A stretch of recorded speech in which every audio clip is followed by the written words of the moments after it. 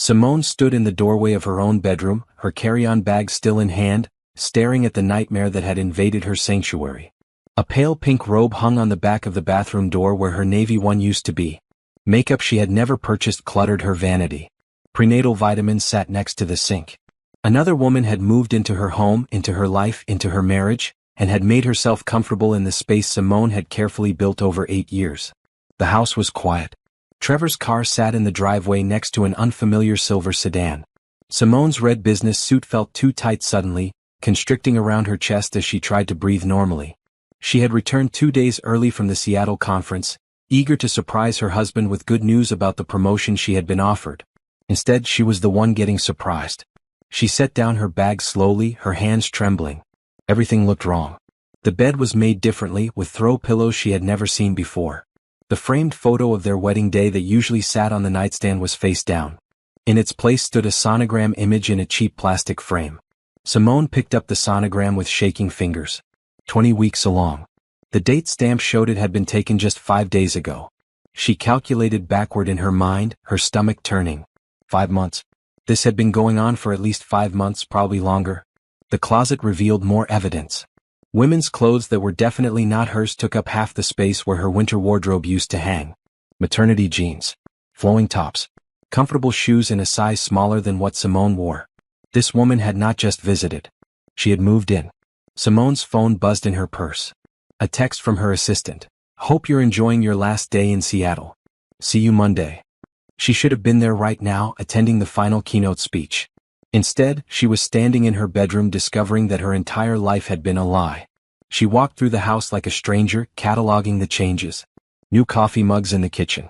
A different brand of orange juice in the refrigerator. Ginger tea and crackers, the kind pregnant women ate for morning sickness. Bills on the counter addressed to Trevor at this address, but with another woman's name on the account, Bethany Morrison. The study door was closed. Simone opened it and found Trevor's laptop sitting open on the desk. She had never snooped before, had never felt the need to. Trust had been the foundation of their marriage, or so she had thought. That foundation was dust now. The laptop was unlocked. His email was open. Simone sat in the leather chair she had given him for his last birthday and began to read. The messages went back 9 months. Bethany had started as a client of Trevor's consulting firm, requesting meetings, asking for advice. The emails were professional at first, then friendly, then flirtatious. By month 3 they were explicit. By month 5, Bethany was writing about their future together, about the family they would have, about how soon Trevor would leave his wife. She doesn't understand you like I do, Bethany had written. She's always working, always traveling. I'll make you the center of my world. Our baby will make you happy in ways she never could. Our baby. The words hit Simone like a physical blow. This was not some accident, some moment of weakness. This was planned. Deliberate. A calculated takeover of her husband and her life. Simone printed the emails. All of them. The printer hummed in the quiet house, producing page after page of evidence. She would need this. She already knew she would need every piece of proof she could gather. A noise from upstairs made her freeze. Footsteps. Water running. Someone was in the master bathroom taking a shower. In her bathroom. Using her water. Simone felt rage and grief collide in her chest, but she forced herself to remain calm. She gathered the printed emails, slipped them into her laptop bag and walked quietly back to the bedroom. The bathroom door was open now. Steam drifted out. Simone could hear humming, cheerful and unconcerned. She stood in the doorway and waited. The woman who emerged was younger than Simone had expected. Mid-20s perhaps. Long dark hair, porcelain skin, a rounded belly visible beneath the pink robe. She stopped when she saw Simone and for a moment neither woman spoke. Then Bethany smiled. Actually smiled. Oh, she said, her voice bright and unbothered. You're back early. Trevor said you wouldn't be home until Sunday. Simone stared at her. The casual tone. The complete lack of shame or fear. This woman was standing in Simone's bathroom, wearing Simone's robe, carrying another man's child, and she had the audacity to sound annoyed about the timing. Get out of my house, Simone said quietly. Bethany laughed, actually laughed, and placed a protective hand on her belly. Your house. I think you're confused. Trevor asked me to move in 2 months ago. This is my home now. I'm having his baby. You're the one who needs to leave. The words were so absurd, so disconnected from reality, that Simone almost laughed herself. But there was something in Bethany's eyes, a cold calculation that told Simone this woman genuinely believed she had won something. "Where is Trevor?" Simone asked. "At the store getting me pickles and ice cream. The baby has been craving it all day." Bethany moved past Simone into the bedroom and sat on the bed, completely at ease. "Look, I know this is awkward, but we're all adults here. Trevor and I are in love. I'm giving him something you couldn't give him. A family. A child. Someone who actually appreciates him instead of choosing a career over him." Simone felt her nails dig into her palms. "You know nothing about my marriage." "I know enough. I know he's been unhappy for years. I know you're never here. I know he deserves better than a wife who treats him like an afterthought." Bethany stood and walked to the vanity, beginning to apply lotion to her arms. "He would have told you himself, but you're always so busy. This is better anyway. Clean break. You can go focus on your precious career, and Trevor and I can build our family." The sound of the garage door opening made them both turn. Trevor was home. Simone heard him call out, "Bethany? I got 3 kinds of pickles because I wasn't sure which one you wanted." His footsteps on the stairs. His voice getting closer. "I also grabbed that ginger ale you like and some of those cookies." He appeared in the doorway and stopped dead. The grocery bags slipped from his hands, pickles and cookies scattering across the floor. "Simone," he breathed. "You're home." She looked at her husband. His face had gone pale. His hands were shaking. He looked between her and Bethany like a trapped animal seeking escape. "I can explain," he started. "Don't bother," Simone said. She picked up her carry-on bag from where she had left it in the hallway. "I'll be back tomorrow with a lawyer to discuss how we're dividing everything. In the meantime, enjoy your new life." "Simone, wait please." Trevor reached for her arm, but she stepped back. "Don't touch me. Don't call me. Don't text me. Talk to my lawyer." She walked down the stairs, her head high, her back straight. Behind her, she heard Bethany's voice, sweet and victorious. "Let her go, baby. We don't need her anymore. We have each other and our baby. That's all that matters." Simone made it to her car before the tears came. She sat in the driver's seat, gripping the steering wheel, and let herself feel the full weight of the betrayal for exactly 5 minutes. Then she wiped her eyes, started the engine, and drove to her sister's house. This was not over. This was just beginning. And Bethany Morrison had made a terrible mistake thinking she had won anything at all. Simone spent the weekend at her sister Nicole's house, barely sleeping, barely eating. Nicole brought her green tea and listened without judgment as Simone poured out the whole story. By Monday morning, Simone had made 3 decisions. File for divorce immediately, hire the best lawyer money could buy, and never let them see her broken. She put on a crisp blue blazer and matching skirt, applied her makeup with care, and went to work as if her world had not just imploded. Her colleagues congratulated her on the promotion. She smiled and thanked them and focused on her job like her life depended on it. Because in many ways it did. Trevor called 17 times that day. She blocked his number. He sent emails. She filtered them straight to trash. He showed up at her office building, but security turned him away when she told them she did not wish to see him. She would communicate through lawyers now. That was the only language she would speak. On Tuesday afternoon, Bethany called. Simone almost didn't answer the unknown number, but something told her to pick up. "We need to talk," Bethany said, her voice dripping with false sweetness. "Woman to woman. We have nothing to discuss." "Oh, I think we do. See, Trevor and I are getting married as soon as your divorce is final. I think it would be better for everyone if you made this quick and easy. Don't be one of those bitter ex-wives who drags things out." Simone sat back in her office chair. "Is that right? Trevor loves me. He wants to be with me and our baby. Fighting it will just make you look pathetic. Sign the papers, take your half, and move on with dignity." Bethany paused. "I'm trying to be nice here. I could make things very difficult for you if I wanted to." "How would you do that?" "People talk. I know everyone in Trevor's social circle now. His business partners. His family. They all know about the baby. They know he's been unhappy with you for years. If you make trouble, I'll make sure everyone knows exactly what kind of wife you were. Cold. Distant. Career-obsessed. Is that really how you want to be remembered?" Simone felt a cold calm settle over her. "Are you threatening me? I'm giving you a reality check. This is my life now. My home. My man. My family. You're the past. Accept it or don't, but either way, I'm not going anywhere." "We'll see about that," Simone said softly and hung up. She sat staring at her computer screen for a long moment. Then she picked up her phone and called Nicole. "I need the name of that lawyer you used when you bought your business," Simone said. The one who doesn't lose. Nicole gave her Patricia Holloway's number without asking questions. By the end of the day, Simone had an appointment scheduled for Thursday morning. Wednesday brought a new development. Simone's phone lit up with text messages from friends and acquaintances. Had she seen the Facebook post? Was she okay? What was going on? She opened social media for the first time in days and found Bethany's public announcement. A photo of the sonogram. A long caption about finding true love when you least expected it.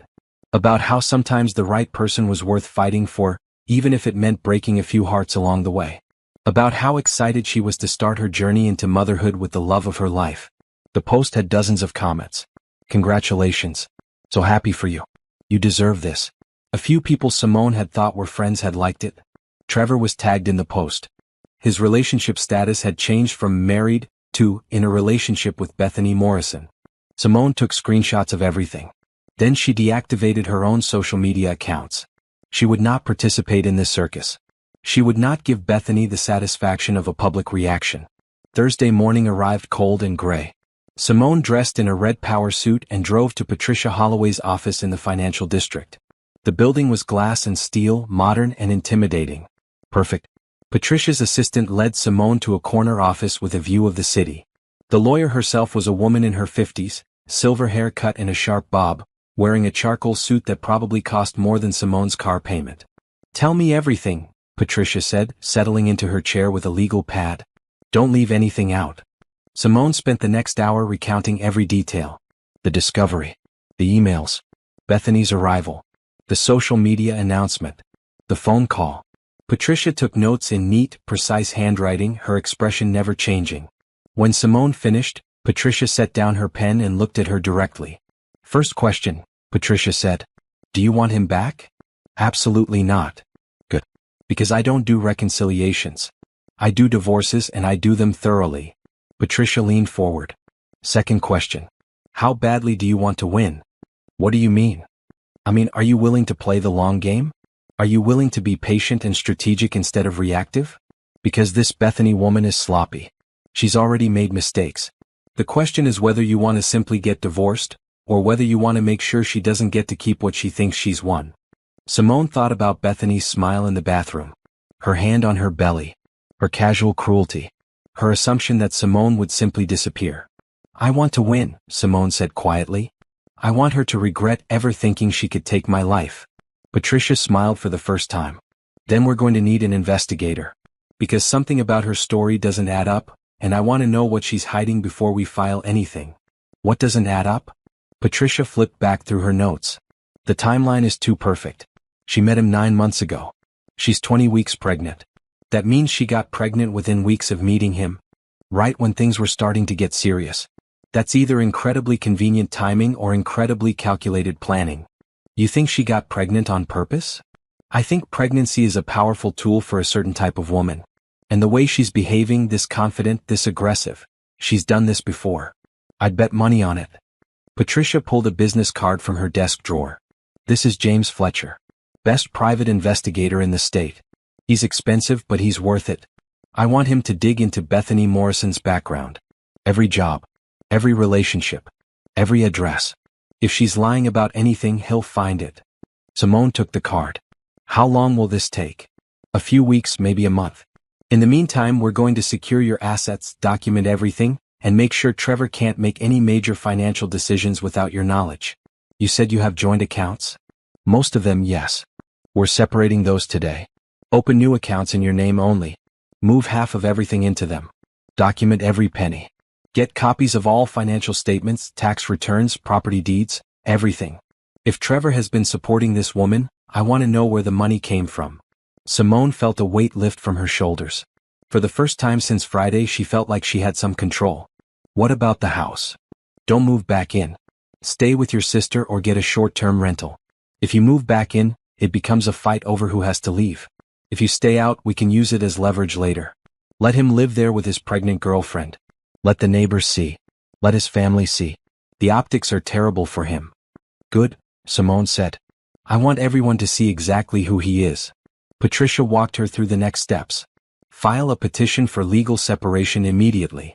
Serve Trevor through a process server. Begin gathering financial documents. Contact James Fletcher before the end of the day. As Simone stood to leave, Patricia stopped her at the door. One more thing, the lawyer said. This woman is going to keep pushing. She's going to try to provoke you into doing something stupid. Don't take the bait. Don't confront her. Don't argue with her. Don't respond to her calls or texts. Let her think she's winning. People get careless when they think they've already won. Simone nodded. I can do that. I believe you can. Call me after you talk to James. Simone left the office feeling clearer than she had in days. She had a plan now. A strategy. She was not going to be the discarded wife who disappeared quietly. She was going to be the woman who fought back intelligently. She called James Fletcher from her car. His voice was gruff but professional. He could meet her tomorrow, Friday afternoon. She agreed immediately. That evening, Nicole helped her set up a new bank account and begin the process of separating her finances. They worked through dinner, spreadsheets and statements covering the dining table. I'm proud of you, Nicole said, reaching across to squeeze Simone's hand. You're handling this better than most people would. I'm dying inside, Simone admitted. But I'm not going to let them see it. I'm not going to give her that satisfaction. She's going to regret this, Nicole said fiercely. When you're done with them, they're both going to wish they had never met each other. Simone looked at her reflection in the dark window. Red suit. Determined eyes. She barely recognized herself, but she liked this version better.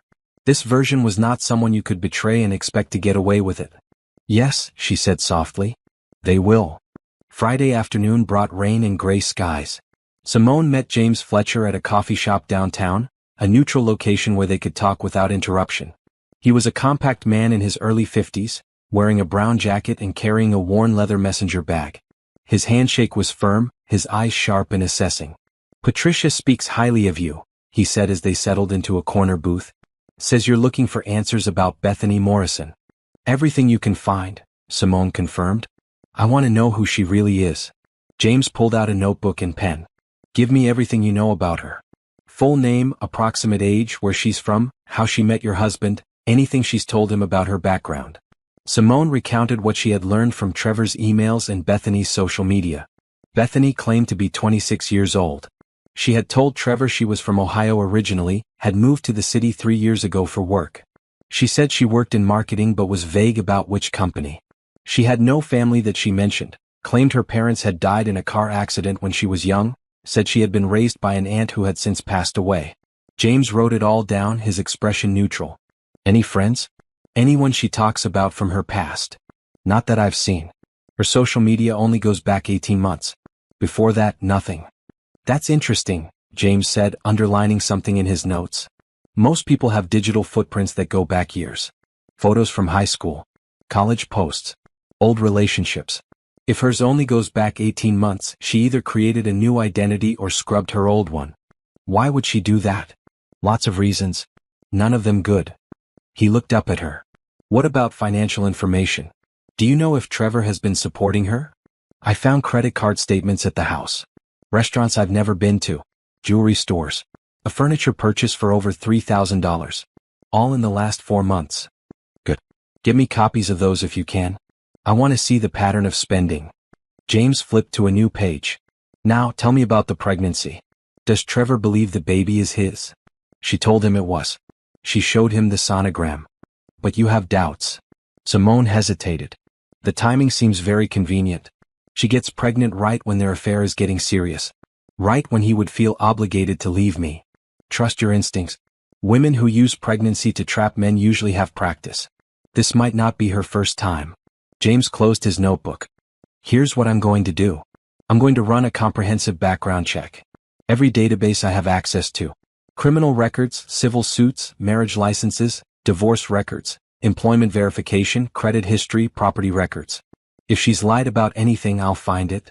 How long will it take? Initial results in a week. Full report in 2 to 3 weeks. I'll call you the moment I find anything significant. He studied her face. How are you holding up? The question surprised her. She had not expected kindness from this hardened investigator. I'm managing, she said. This is the worst part, he told her. The not knowing. The waiting. Once we have information, you'll feel more in control. Trust the process. Simone left the meeting feeling both hopeful and anxious. A week felt like an eternity. But she had waited this long. She could wait a little longer. The weekend passed slowly.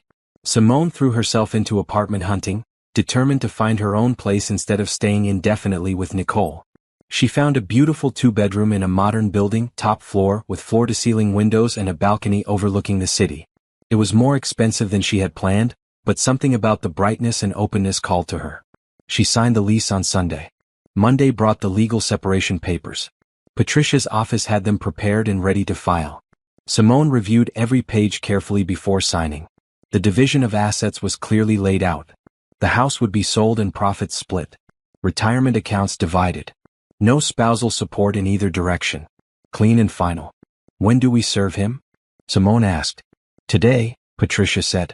I have a process server standing by. Where will Trevor be this afternoon? At his office. He usually works late on Mondays. Perfect. Expect some calls tonight. He's going to be upset. Simone blocked Trevor's number again just to be safe. She did not want to hear his excuses or his pleas. She wanted him to understand that this was real and irreversible. The call came from Nicole instead that evening around 7. Trevor just showed up at my door, Nicole said. He's crying. Begging me to get you to talk to him. What do you want me to do? Tell him to leave or you'll call the police. Tell him to talk to his lawyer if he has questions. Tell him I have nothing to say to him. Done. Nicole's voice was grim with satisfaction. He looks terrible, by the way. Like he hasn't slept in days. Good, Simone said and meant it. Tuesday brought an unexpected visitor to Simone's office. The receptionist called up, sounding uncomfortable. There's a Bethany Morrison here to see you. She doesn't have an appointment, but she says it's urgent. Simone's first instinct was to refuse. Patricia had told her not to engage. But curiosity won out. Send her up. Bethany appeared 5 minutes later, wearing a flowing green maternity dress and a smile that did not reach her eyes. Her belly was more prominent now, or perhaps she was emphasizing it deliberately. Thank you for seeing me, Bethany said, settling into the chair across from Simone's desk without being invited. I know things are tense between us, but I wanted to clear the air. Simone said nothing, just waited. Trevor is a mess, Bethany continued. He feels terrible about how you found out. He never meant to hurt you. Neither of us did. But what's done is done, and I think we should all try to move forward as adults. Why are you here, Bethany? I want to make sure you're not going to drag this divorce out. Trevor and I want to get married before the baby comes. We want our child to be born into a legitimate family. I'm asking you, woman to woman, to make this easy on everyone. Simone leaned back in her chair. You mean make it easy on you? On all of us? Look, I know you're hurt. I get that. But fighting isn't going to change anything. Trevor loves me. He wants to be with me. You're just delaying the inevitable. Bethany placed both hands on her belly. Think about the baby. This innocent child deserves a stable home with married parents. Don't let your pride get in the way of that. The manipulation was so transparent it was almost funny. Simone kept her expression neutral. Are you finished? She asked. Bethany's smile faltered. I'm trying to be reasonable here. You broke into my marriage. You moved into my home. You're carrying a child you claim is my husband's. And now you want me to make things convenient for you? Simone stood. Get out of my office. If you contact me again, I'll file for a restraining order. You can't do that. Watch me. Now leave before I call security. Bethany stood, her face flushing. You're going to regret this. Trevor is going to be so angry when I tell him how unreasonable you're being. Tell him whatever you want. Tell him through his lawyer. That's the only way we're communicating now. Bethany stormed out, her heels clicking sharply on the polished floor. Simone waited until she was gone, then called Patricia. She came to my office, Simone said. Tried to pressure me into making the divorce quick and easy. Did you record the conversation? No, I didn't think of it. If she approaches you again, record everything. In the meantime, I'm going to send a cease and desist letter. She has no legal right to contact you about your divorce. That's harassment. She's getting desperate, Simone observed. Good. Desperate people make mistakes. Let her keep making them. The next 2 weeks crawled by. Simone moved into her new apartment, filling it with furniture that was completely her own style. Modern and clean. Lots of light. Artwork that made her smile. She painted one wall a deep maroon, bold and unapologetic. Work became her refuge. The promotion came through and she threw herself into the new role. Longer hours. More responsibility. Projects that challenged her. Her colleagues noticed the change, the sharper edge to her focus, but no one asked questions. She avoided social situations where she might run into Trevor or his friends. She declined invitations to parties and gatherings. She was not hiding, she told herself. She was regrouping. Nicole visited often, bringing food and company. Rachel, Simone's best friend from college, flew in for a weekend and took her out for drinks and dancing. They stayed out until 2 in the morning, and for a few hours, Simone almost forgot about everything waiting for her back in reality. "You're going to get through this," Rachel said, hugging her outside the club. "And when you do, you're going to be stronger than you ever imagined." "I hope you're right," Simone said. "I'm always right. Ask anyone." On the 15th day after hiring James Fletcher, he called. "I've got preliminary results," he said. "Can you come to my office?" "When?" "Now, if possible. You're going to want to see this in person." Simone left work early, her heart pounding. She drove to James's office in an older building downtown, climbing 3 flights of stairs to a door with frosted glass and his name in gold lettering. His office was exactly what she expected. File cabinets, computers, stacks of folders and documents, a wall covered in maps and photographs. He gestured her to a chair and sat across from her, a thick folder on the desk between them. "Bethany Morrison is not who she says she is," James said without preamble. "In fact, Bethany Morrison is not even her real name." Simone felt her breath catch. "What?" "Her real name is Bethany Ann Carter. She was born in Florida, not Ohio. She's 32, not 26. And she's wanted in 2 states for fraud and identity theft." He opened the folder and spread photographs across the desk. Different driver's licenses, different names, different addresses. But the same face, the same woman. "She's done this before," James continued. "Multiple times. She targets successful men, usually married, usually vulnerable.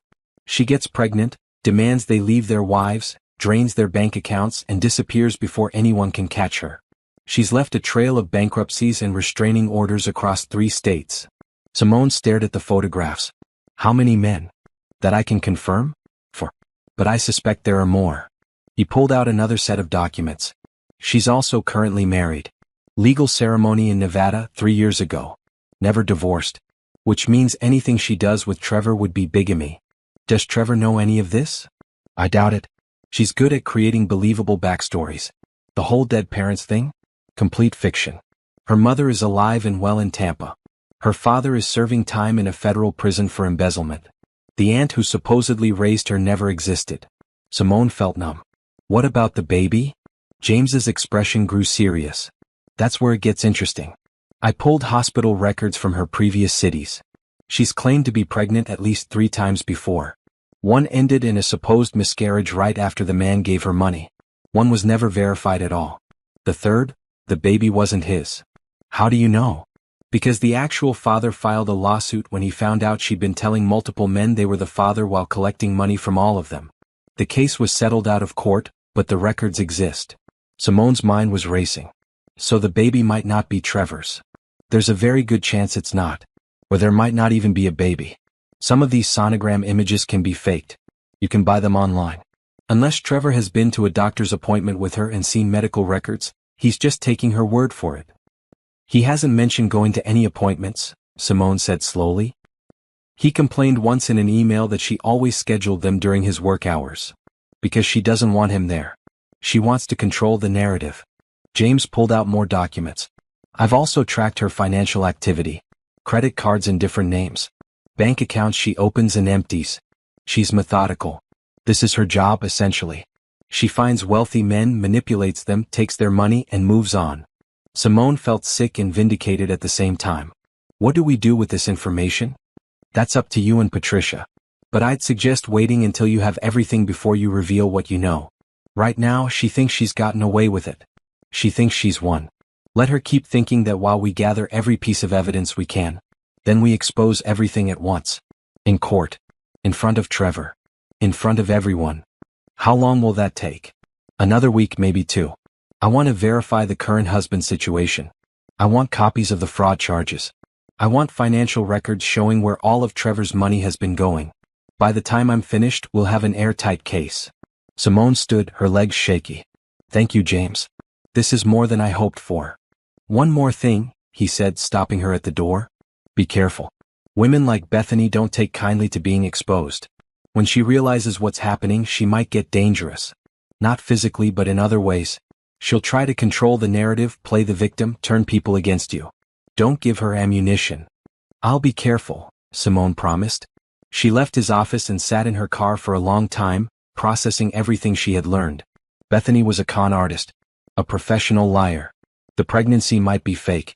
The baby might not even be Trevor's. And Trevor had fallen for all of it. Part of her wanted to call him right now, to tell him what a fool he had been. But Patricia's advice echoed in her mind. Let them think they're winning. People get careless when they think they've already won. So instead, she drove home to her bright new apartment, poured herself a glass of wine, and began planning exactly how she would destroy them both. James Fletcher called Simone at 7 in the morning, exactly 9 days after their last meeting. She was in her apartment, drinking coffee and preparing for work when her phone rang. "I've got something you need to see immediately," he said.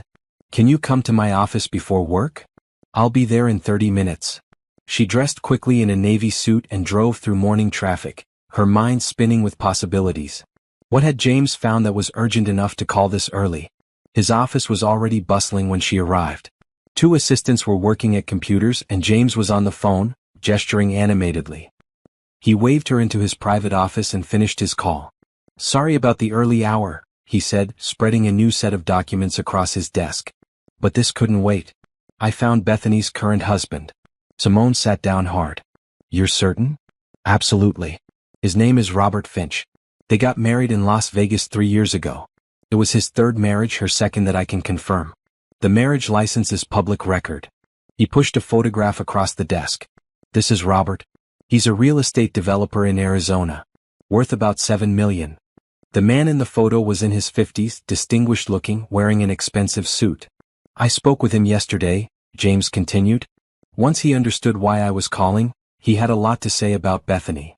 Such as, she drained $200,000 from his accounts before he caught on. She claimed to be pregnant with his child.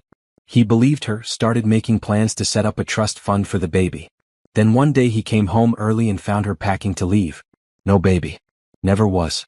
She had been taking hormone shots to fake pregnancy symptoms, padding her clothes, using someone else's sonogram pictures." Simone felt cold. Did he press charges? He tried.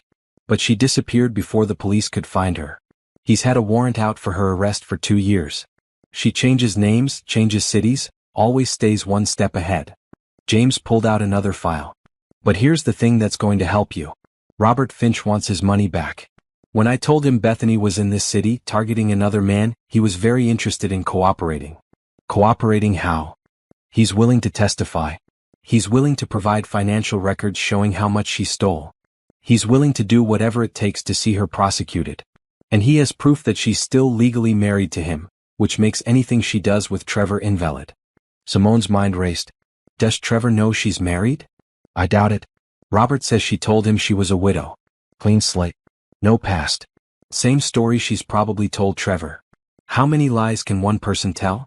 You'd be surprised. I've been doing this for 23 years and Bethany is one of the most skilled con artists I've encountered. She's patient. She builds relationships. She studies her targets and tells them exactly what they want to hear." James pulled out more photographs. "I've also traced her movements over the past 5 years. For different cities. For different identities. For different victims. The pattern is always the same." He laid out the timeline. Bethany would move to a new city, create a new identity, find a wealthy married man who seemed unhappy or lonely. She would pursue him carefully, make him feel special, understood. She would get pregnant or claim to be pregnant. She would push him to leave his wife and commit to her. Then she would systematically drain his resources while appearing to be the perfect supportive partner. "The pregnancy is always the key," James explained. "It creates urgency. It makes the man feel obligated. It gives her leverage to demand money for medical bills, baby supplies, furniture, everything. And if she can actually get pregnant, even better. Child support is a long-term income stream." "But whose baby would it be?" Simone asked. "Could be anyone's. She's been known to have multiple relationships running simultaneously.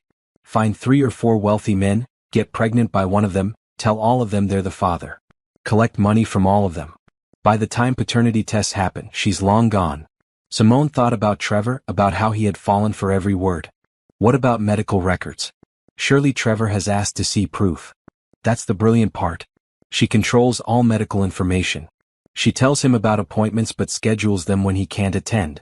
She shows him sonogram printouts that could be real or could be purchased online.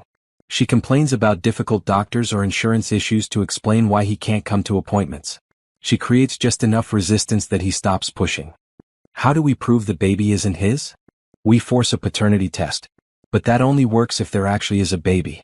If she's faking the pregnancy like she did with Robert, that will become obvious in the next few weeks.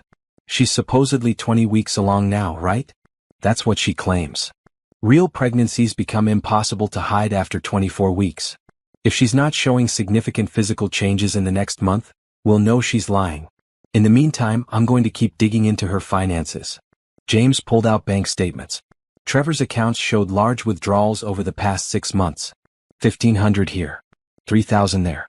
A $10,000 check to a furniture store. $5,000 to a jewelry store.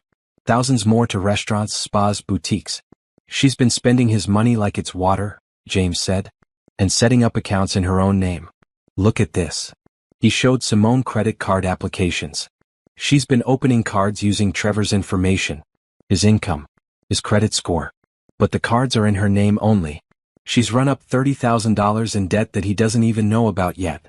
That's fraud. Absolutely. And we can prove it. The question is, when do we reveal it? Simone thought carefully. Patricia said to wait until we have everything. Agreed. I want to find her previous victims. Get their statements. Build a pattern of behavior that's impossible to deny. I also want to track down any other children she might have claimed to have had. If we can prove she's lied about pregnancies before, it strengthens our case that she's lying now. How long will all this take? Another week, maybe less. I've got contacts in every city she's lived in. I'm pulling court records, police reports, hospital records, everything. By the time we're done, we'll have a complete picture of exactly who Bethany Carter really is. Simone stood to leave, then paused. What happens to Trevor when all this comes out? James's expression was sympathetic. That's not really my concern. But if you're asking if he'll face consequences, probably. Financial consequences for certain. Legal consequences possibly, depending on how much he knew or should have known. And personal consequences definitely. This will destroy his reputation. Good, Simone said quietly. She left the office and sat in her car, staring at the documents James had copied for her. Page after page of evidence. Lies upon lies upon lies. Bethany had created an entire false identity, and Trevor had believed every word. Part of her felt vindicated. She had known something was wrong. Her instincts had been correct. But another part of her felt sad for the life she had lost. 8 years of marriage, ended by a professional con artist who had targeted her husband like prey. She drove to work and tried to focus on her job. But her mind kept returning to the photographs. Bethany's face on different IDs. Different names. Different lives. How did someone become that person? How did someone look another human being in the eye and lie so completely? Patricia called during lunch. James briefed me on the latest findings. This is extraordinary.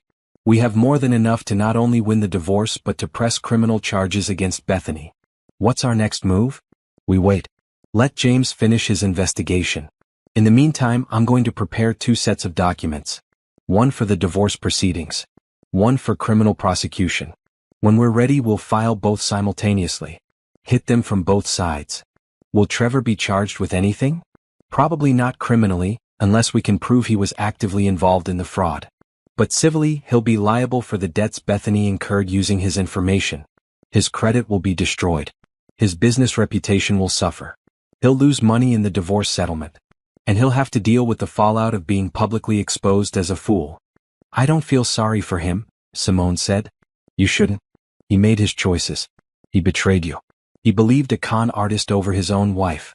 Now he gets to live with the consequences. That evening, Simone met Nicole for dinner at a small Italian restaurant. They sat in a corner booth, and Simone filled her sister in on everything James had discovered. Nicole listened, her eyes growing wider with each revelation. This is insane. She's a professional criminal. Essentially, yes. And Trevor fell for it completely. He wanted to believe he was special. That he had found someone who understood him better than I did.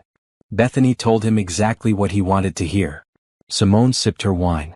Part of me wants to call him right now and tell him what an idiot he's been. But you're not going to. No. Because the longer he believes her, the worse he looks when the truth comes out. Let him plan his future with her. Let him tell everyone about the baby. Let him make a complete fool of himself. Then we'll pull the rug out. Nicole raised her glass. To revenge served cold. To justice, Simone corrected.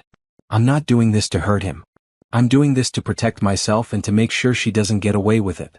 You can want both things. You can want justice and want him to suffer. He deserves it. They finished dinner and walked through the city streets. The spring air was cool and fresh, and Simone felt lighter than she had in weeks. She had information now. Power. Control. The waiting was almost over. Her phone buzzed with a text from an unknown number. She almost ignored it, but something made her check. I know you're investigating me. You should stop. You have no idea who you're messing with. Simone showed the text to Nicole. Bethany? Probably.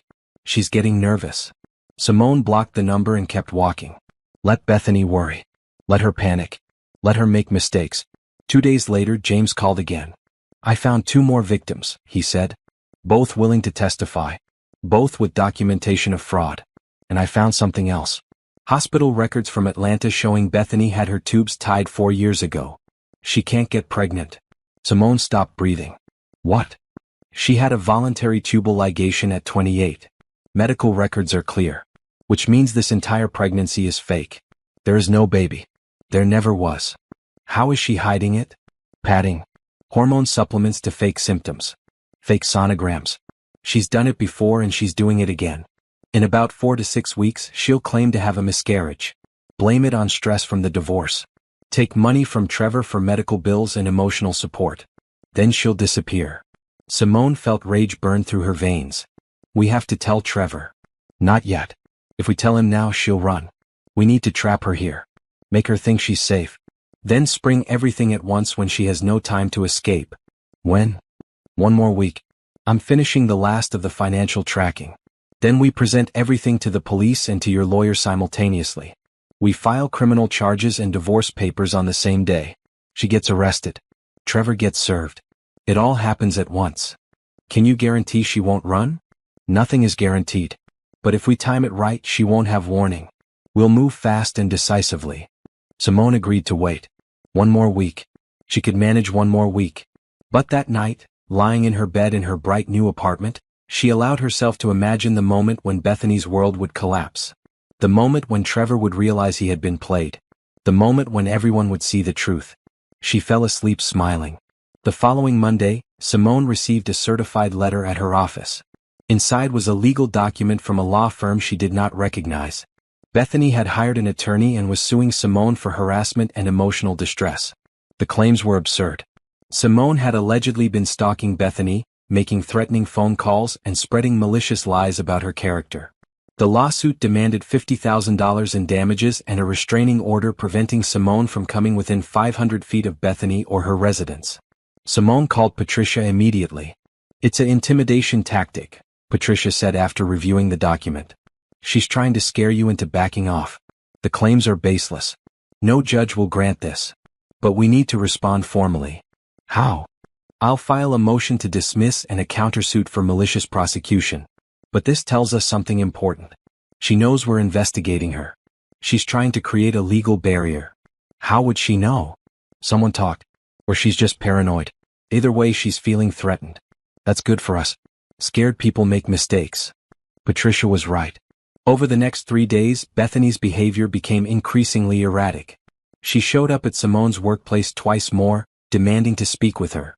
Security turned her away both times. She left rambling voicemail messages on Simone's work phone, alternating between threats and tearful pleas.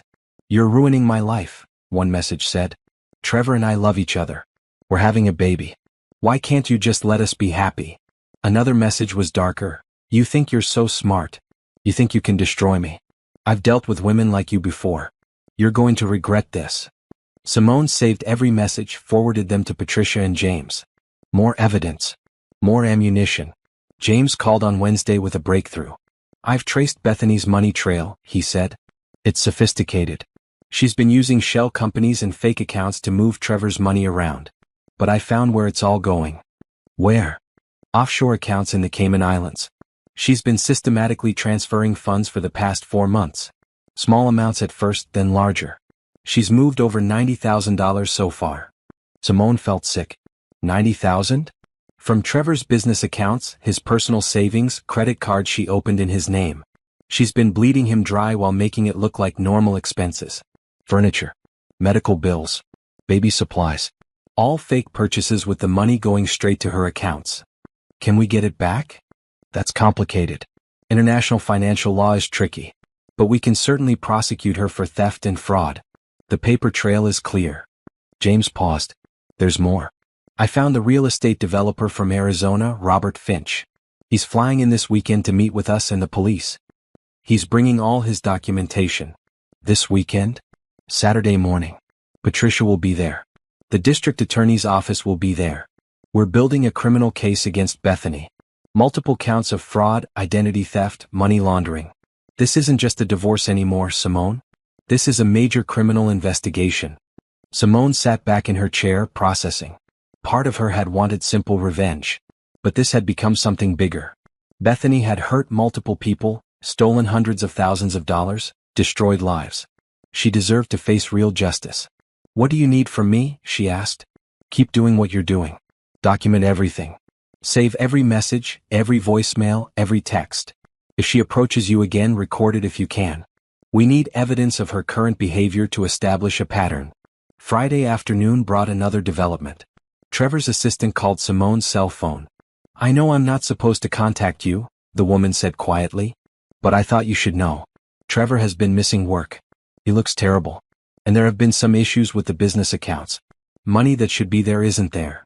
What kind of money? Payroll almost didn't go through last week. He had to transfer funds from his personal account to cover it. And there are vendors calling about unpaid bills. I think something's wrong, but he won't talk about it. Simone thanked her and hung up. Bethany was accelerating her theft. She must sense that time was running out. Saturday morning arrived clear and bright. Simone dressed in a maroon suit and drove to the district attorney's office downtown. The meeting room was full when she arrived. Patricia sat at a large conference table with James. Across from them was Robert Finch, the real estate developer from Arizona, looking tired but determined. 2 prosecutors sat at the head of the table, reviewing documents. Thank you for coming, the lead prosecutor said to Simone. She was a woman in her 40s named Catherine Moss, with sharp eyes and a no-nonsense demeanor. We've been reviewing the evidence Mr. Fletcher and Mr. Finch have provided. This is one of the most comprehensive fraud cases I've seen. Catherine spread documents across the table. Bank statements. Transfer records. False identification papers. Court documents from previous states. Testimony from other victims James had tracked down. Bethany and Carter has been running this con for at least 6 years, Catherine continued. We can prove fraud in 4 states. Identity theft. Money laundering. Bigamy. And based on medical records, faking pregnancy to extort money from victims. The total amount stolen exceeds $400,000 across all victims. Robert Finch spoke up. She destroyed my life. My reputation. My business. I want to see her prosecuted to the fullest extent of the law. We intend to do exactly that, Catherine assured him. But we need to move carefully. She's a flight risk. The moment she suspects we're onto her, she'll disappear like she has before. So we're going to coordinate arrests with maximum effect. When? Simone asked. Monday. We'll have officers standing by at the home she shares with Trevor. We'll serve arrest warrants and search warrants simultaneously. We'll freeze all her accounts. We'll make sure she has no time to run. Patricia leaned forward. What about Trevor? Will he face charges? That depends on what we find during the search. If he knowingly participated in the fraud, yes. If he was a victim like the others, probably not. But he'll be questioned extensively. The meeting continued for 2 hours. They reviewed every piece of evidence, every witness statement, every financial record. By the end, Simone's head was spinning with information. As people began to gather their materials, Catherine pulled Simone aside. I want to prepare you for what's coming, she said quietly. When we arrest Bethany, the media will likely pick up the story. It's sensational. Multiple victims. Fake pregnancy. Offshore accounts. You'll probably be contacted by reporters. What should I say? Nothing. Refer them to my office. Don't discuss the case publicly. Don't post anything on social media. Let us handle the narrative. Catherine paused. I also want you to know that Trevor is going to be humiliated when this goes public. His business, his reputation, everything will be exposed. Are you prepared for that? Simone thought about it honestly. He made his choice. He believed her over me. He let her into our home, into our life. Yes, I'm prepared. Catherine nodded approvingly. Good. Stay strong. This is going to get intense. Simone left the meeting and drove to Nicole's house. Her sister was in the backyard, gardening in the spring sunshine. Simone sat on the patio and told her everything. Monday, Nicole breathed. It's really happening. It's really happening. How do you feel? Terrified, excited, angry, vindicated. All of it at once. Simone picked at the hem of her maroon jacket. Part of me still can't believe this is my life. 2 months ago, I had a husband and a home and a normal existence. Now I'm sitting in meetings with prosecutors building a criminal case. You didn't choose this. Bethany and Trevor chose it. I know, but it still feels surreal. They sat in silence for a while, watching birds flit through the trees. Finally, Nicole asked the question Simone had been avoiding. What are you going to do after this is over? After the arrest and the trial and the divorce? I don't know, Simone admitted. I've been so focused on getting through this that I haven't thought about what comes after. You should think about it. You should think about what you want. Not what Trevor wanted or what your marriage was. What Simone wants. Was a good question. What did she want? She had spent so many years building a life with Trevor that she had forgotten to ask herself what she wanted independently. I want to travel, she said slowly. I've always wanted to see Paris. And Tokyo. And the mountains in New Zealand. But Trevor always had excuses. Too busy. Too expensive. Maybe next year. So go. Book a trip. Take your vacation time and go see the world. By myself. Why not? You don't need anyone's permission anymore. You're free. The word hit Simone like a revelation. Free. She was free. The divorce would finalize eventually. She had her own apartment, her own money, her own career. She could do whatever she wanted. I might do that, she said. After everything settles. I might take a month and just travel. Good. You deserve it. Sunday passed quietly. Simone cleaned her apartment, went for a long run, tried to keep her mind occupied. She did not sleep well that night, knowing what Monday would bring. At 6 in the morning her phone rang. James Fletcher. It's happening now, he said. Police are at the house. They're executing the warrants. Simone sat up in bed, her heart pounding. And? I'll call you back when I know more. The next 2 hours were the longest of Simone's life. She made coffee she didn't drink. She paced her apartment. She checked her phone every 30 seconds. Finally, James called again. She's in custody. They arrested her at the house. Found evidence of fraud, fake pregnancy materials, documents for multiple identities. Trevor was there. He's not under arrest, but he's being questioned. It's over, Simone. We got her. Simone sat down on her couch, tears streaming down her face. Relief, vindication, grief for the life she had lost, joy for the life she was about to build.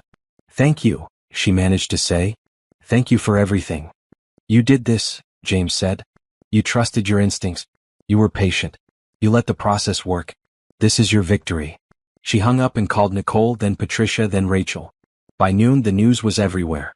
Local news stations were reporting the arrest of a woman who had defrauded multiple victims across several states. Trevor's name was mentioned as one of her targets. The story was spreading. Simone stayed inside, away from cameras and reporters. She let Catherine handle all media inquiries. She focused on breathing, on processing, on beginning to heal. Monday evening, Patricia called with an update. Trevor wants to talk to you. His lawyer called me. He's devastated. He had no idea about any of it.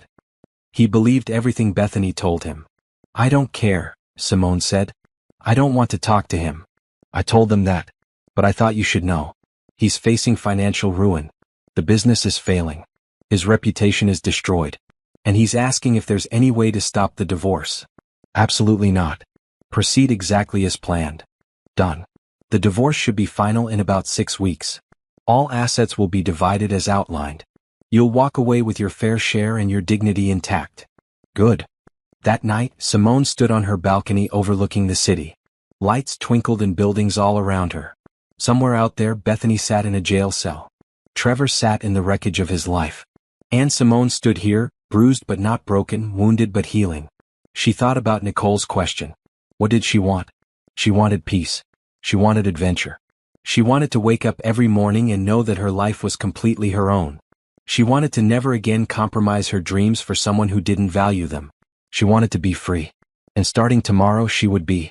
The week following Bethany's arrest felt like living in a fishbowl. News vans parked outside Simone's apartment building. Reporters called her office. Social media exploded with speculation and commentary. Everyone wanted a statement from the betrayed wife. Simone said nothing publicly. She went to work, came home, and let Catherine Moss handle all media communication. The prosecutor was good at her job, feeding the press just enough information to keep them satisfied while protecting the integrity of the case. Rachel flew in Tuesday evening, taking emergency time off from her job in Chicago. She arrived at Simone's door with suitcases and determination. "You're not going through this alone," Rachel announced, pushing past Simone into the apartment. "I'm staying until things calm down." "You don't have to do that." "I absolutely do. You're my best friend. This is what best friends do." Rachel set down her bags and surveyed the apartment. "Nice place. Very you. Bright and clean and no traces of Trevor anywhere." They ordered Chinese food and sat on the couch, eating straight from the containers like they used to do in college. Rachel filled Simone in on her life, deliberately keeping the conversation light and normal. It was exactly what Simone needed. Wednesday morning brought a knock at the door. Nicole stood there with bagels and coffee, looking determined. "Family breakfast meeting," she announced. "Rachel called me. We're forming a support team." The three women sat around Simone's small dining table, strategizing like generals planning a campaign. "First order of business," Nicole said, pulling out a notebook. "We're screening all your calls and visitors. Nobody gets through unless we approve them. Second," Rachel added, "we're taking shifts. One of us will be with you at all times until the media circus dies down. You don't go anywhere alone." "That's not necessary," Simone protested. "It absolutely is," Nicole countered. "You're strong, but you don't have to do this alone. Let us help you." Simone looked at these two women who loved her, who had dropped everything to be here, and felt gratitude wash over her. "Okay," she said quietly. "Thank you." The next few days fell into a rhythm. Rachel went to work with Simone, sitting in the office reading while Simone attended meetings. Nicole handled apartment duties, grocery shopping, and fielding phone calls. They created a protective bubble around Simone, filtering out the chaos and noise. On Thursday, Patricia called with news. "Trevor's lawyer has requested a meeting. Trevor wants to explain himself. He's desperate to talk to you." "No," Simone said firmly. "I have nothing to say to him. That's what I told them. But he's persistent. He sent letters to my office. Flowers to your workplace. He's trying everything. Block it all." "I meant what I said. The only communication is through lawyers." That afternoon, a massive flower arrangement arrived at Simone's office. 24 red roses with a card, "Please forgive me. I was a fool. I love you, Trevor." Simone had security remove them immediately. Within an hour, another arrangement arrived. Then another. By the end of the day, 6 different flower deliveries had been sent back. "He's not getting the message," Rachel observed that evening. "Or he's getting it and refusing to accept it," Nicole said. "Some men can't handle rejection." Simone's phone buzzed. A text from an unknown number. "I know you're behind this. You set me up. You're going to pay for destroying my life." She showed it to Nicole and Rachel. "Bethany?" Rachel guessed. "Probably from jail. They get phone privileges." Simone blocked the number. "Let her threaten. It just gives Catherine more evidence." Friday brought an unexpected visitor. Trevor's mother, Helen, appeared at Simone's office building. Security called up before letting her through. "Do you want to see her?" the guard asked. Simone hesitated. Helen had always been kind to her. But she was also Trevor's mother. "Send her up," Simone decided. But only for 10 minutes. Helen entered looking 20 years older than the last time Simone had seen her. Her eyes were red from crying, her hands shaking as she clutched her purse. "I'm so sorry," Helen said immediately. "I had no idea. None of us did. That woman, she fooled everyone." "What do you want, Helen?" "I want you to know that I don't blame you for any of this. Trevor was wrong. What he did was unforgivable. But he's my son and he's falling apart. He's lost everything. His business is failing. His reputation is ruined. He can't eat or sleep. He just sits in that house and stares at the walls." Simone felt nothing. No sympathy. No satisfaction. Just emptiness where her feelings for Trevor used to live. "I'm sorry he's struggling," she said carefully. "But that's not my problem anymore." "I know. I know you have every right to hate him. But please, if there's any part of you that remembers the good times, the love you shared, could you at least talk to him? Let him explain?" "There's nothing to explain. He cheated. He believed a con artist over his own wife. He moved her into our home. He planned a future with her while throwing away our marriage. What explanation could possibly justify that?" Helen's face crumpled. "He was weak. He was flattered by her attention. He made terrible choices. But he loves you. He's always loved you. If that's love, I don't want it." Simone stood. "I need you to leave now, Helen. This conversation is over. Please. Your 10 minutes are up. If you contact me again, I'll have to ask security to ban you from the building." Helen left, crying into her hands. Simone watched her go and felt a small twinge of regret. She had liked Helen once. But Trevor's choices had destroyed more than just their marriage. They had destroyed extended family relationships too. That evening, Nicole made dinner while Rachel researched vacation destinations on her laptop. "You need to get out of this city," Rachel declared. "Even just for a long weekend. Somewhere warm and beautiful where nobody knows your story." "I can't leave right now. The divorce isn't final. The trial is coming up." "The divorce will take weeks. The trial could take months. You can't put your life on hold indefinitely." Rachel turned her laptop around. "Look at this. A resort in Costa Rica. Beach villas. Spa. Yoga. Complete relaxation. We could go next weekend." You don't think I'm letting you vacation alone while you're still fragile, do you?" "Nicole and I already discussed it. She'll take the weekend after next. We're going to rotate keeping you company until you tell us to leave you alone." Simone felt tears prick her eyes. "You two are ridiculous." "We're dedicated," Nicole corrected. "There's a difference." Saturday morning, Simone woke to sunlight streaming through her windows and the smell of coffee brewing. Rachel was already up, working on her laptop at the dining table. "Morning," Rachel called. "I made coffee and there are muffins from that bakery downstairs. Also, James Fletcher called. He wants to meet with you and Patricia this afternoon." Simone showered and dressed, feeling more rested than she had in weeks. The constant support from Nicole and Rachel was working. She felt stronger, more grounded. The meeting with James and Patricia took place at Patricia's office. They sat in her conference room reviewing documents and preparing for what came next. "The prosecution is building their case," Patricia explained. "Bethany is facing 23 counts across multiple jurisdictions. The evidence is overwhelming. Her lawyer is trying to negotiate a plea deal." "What kind of deal?" Simone asked. "Reduced sentence in exchange for pleading guilty and revealing all her offshore accounts. Catherine is considering it, but nothing's decided yet." James pulled out his own notes. "I've identified 2 more victims who haven't come forward yet. Men she defrauded before Robert Finch. I'm reaching out to them through intermediaries. If they're willing to testify, it strengthens the case even more." "What about Trevor?" Simone asked. "Is he cooperating with the investigation?" "Fully," James confirmed. "He's turned over all financial records.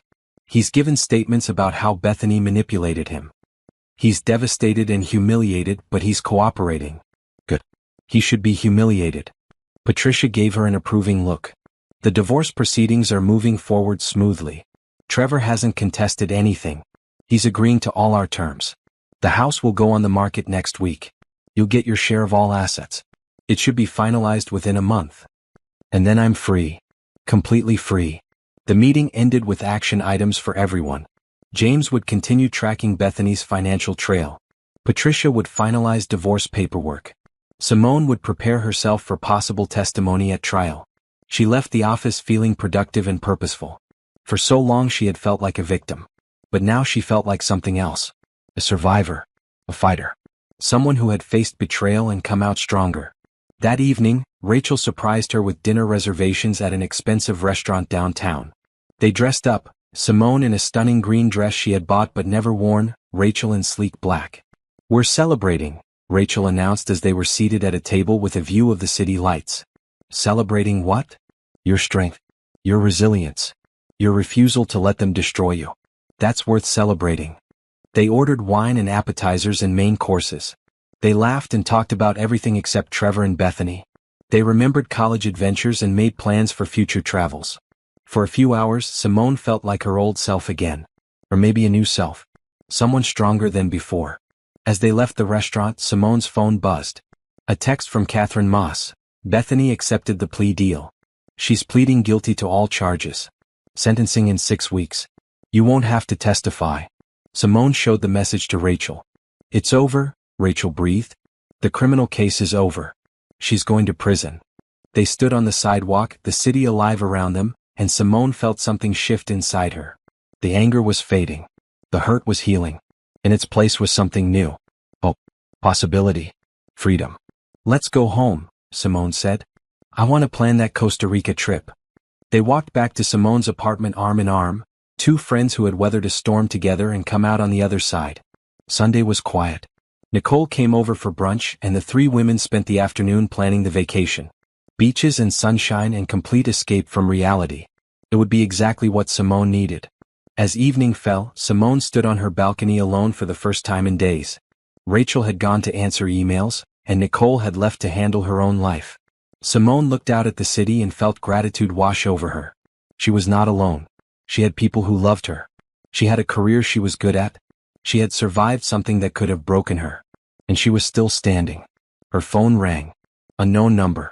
She almost didn't answer, but something made her pick up. This is Simone. It's Trevor. His voice was barely recognizable. Hoarse and broken. Please don't hang up. I just need 1 minute. She should hang up. She should block this number too. But curiosity won out. You have 30 seconds. I'm so sorry. I know that's not enough. I know words can't fix what I did. But I need you to know that I was a fool. Bethany played me completely. I believed her lies. I threw away the best thing that ever happened to me. And I'm sorry. I'm so sorry. Is that all? I don't expect you to forgive me. I don't deserve forgiveness. I just wanted you to know that losing you is the biggest regret of my life. And I hope someday you find someone who appreciates you the way I should have. Simone felt tears slide down her cheeks. Not for Trevor. Not for their marriage. But for the death of something that had once been good. For the waste of 8 years. For the pain they had both endured. Goodbye, Trevor, she said softly. Goodbye, Simone. I hope you'll be happy. She hung up and let herself cry. Rachel appeared beside her, saying nothing, just holding her while she sobbed. All the grief and anger and hurt poured out in messy, ugly tears. When it was over, Simone wiped her eyes and took a deep breath. I'm okay, she said. I think I'm actually okay. You're going to be better than okay, Rachel assured her. You're going to be phenomenal. And standing there on her balcony, looking at the future spread before her like an open road, Simone believed her. The news of Bethany's guilty plea hit the media like a bomb. Every outlet picked up the story. Con artist pleads guilty to defrauding multiple victims. Fake pregnancy scheme exposed. Offshore accounts revealed. Trevor's name was in every article, described as one of several successful men who had been manipulated and robbed. Simone's name was mercifully kept out of most reports. Catherine had worked hard to protect her identity, referring to her only as the wife in official statements. But people who knew them figured it out quickly. Monday morning, Simone arrived at work to find a stack of messages from colleagues offering support. Her boss called her into his office. I wanted you to know that we're behind you 100%, he said. If you need time off for court proceedings or just to process everything, take it. Your job is secure. Thank you. I appreciate that. You've handled this with remarkable grace. Not everyone could have done what you did. Staying professional, staying focused. I'm impressed. Simone returned to her desk feeling validated.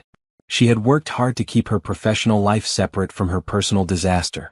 It was good to know it had been noticed. Tuesday afternoon brought an unexpected email. It was from Robert Finch, the real estate developer from Arizona. Dear Simone, it read. I wanted to reach out personally to thank you for your courage in pursuing justice against Bethany Carter. Your investigation helped expose her and brought multiple victims' cases to light. I know this has been difficult for you, but please know that your strength has helped many people. If you ever need anything, please don't hesitate to contact me. You're a remarkable woman. Sincerely, Robert. Simone read it twice, then forwarded it to Patricia with a note. Nice to be appreciated. Patricia's response came immediately. You deserve all the appreciation. You've been a model client. Strong, smart, and patient. The divorce should be final by the end of next week. Then you can close this chapter completely. Wednesday brought the official announcement. Bethany had been sentenced to 12 years in prison for fraud, identity theft, and money laundering across 4 states. She would serve at least 8 years before being eligible for parole. All her assets had been seized and restitution would be paid to her victims. The news showed footage of Bethany being led into court in an orange jumpsuit, her hands cuffed, her head down. She looked nothing like the confident woman who had stood in Simone's bathroom claiming victory. She looked small and defeated. Simone watched the footage once, then turned off the television. She felt no joy in Bethany's downfall. No satisfaction in her imprisonment. Just a quiet sense of justice being served. Thursday was the house closing. The property had sold quickly to a young couple expecting their first child. Simone signed the papers in Patricia's office, her signature releasing her claim to the home she had built with Trevor. "How do you feel?" Patricia asked as Simone set down the pen. "Lighter," Simone said honestly. "That house was full of memories I don't want anymore.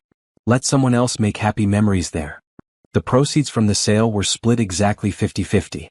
Simone's portion deposited into her personal account. It was a substantial amount, enough to give her financial security for years if she was smart about it. Friday was the final divorce hearing.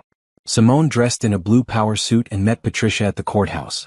Trevor was already there with his lawyer, looking like a shadow of his former self. He had lost weight. His suit hung loose on his frame.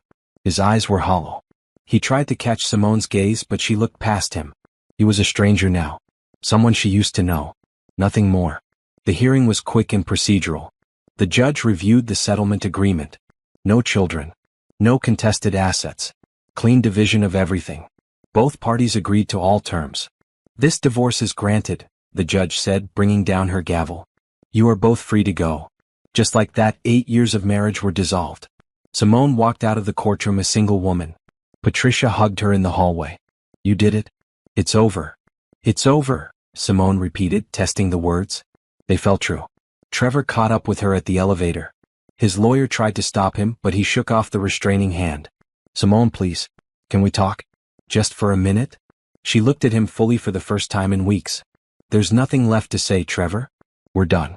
Move on with your life and I'll move on with mine. I don't know how to move on. I don't know how to live without you. You should have thought about that before you believed a con artist over your wife. Goodbye, Trevor." She stepped into the elevator. He reached out as if to follow, but Patricia stepped between them. "Leave her alone, Mr. Patterson. This is harassment. Don't make me file a restraining order." The elevator doors closed on Trevor's devastated face. Simone leaned against the wall and breathed deeply. "You okay?" Patricia asked. "I'm perfect." They went to lunch at a restaurant with outdoor seating. The spring weather was beautiful, warm and bright. Patricia ordered champagne. "To your freedom," she toasted. "To new beginnings," Simone countered. They clinked glasses and drank. Simone felt the bubbles fizz on her tongue and thought about everything that had changed in 3 months. She had lost a husband and a home. But she had gained self-respect and independence. She had discovered strength she did not know she possessed. "What's next for you?" Patricia asked. "Costa Rica next weekend with Rachel. Then maybe Paris in the summer. I'm taking that month off I've always wanted. Going to see the world. By myself. On my own terms." "That sounds perfect. After that, I don't know. Maybe I'll come back and throw myself into work. Maybe I'll decide to start my own consulting business. Maybe I'll move to a different city entirely. The point is, I can do anything I want now. I'm not tied to anyone else's dreams or plans." Patricia raised her glass again. "To doing whatever the hell you want." They finished lunch and said their goodbyes. Patricia had other clients to meet. Simone had a life to start living. She drove to her apartment and found Nicole waiting with Rachel.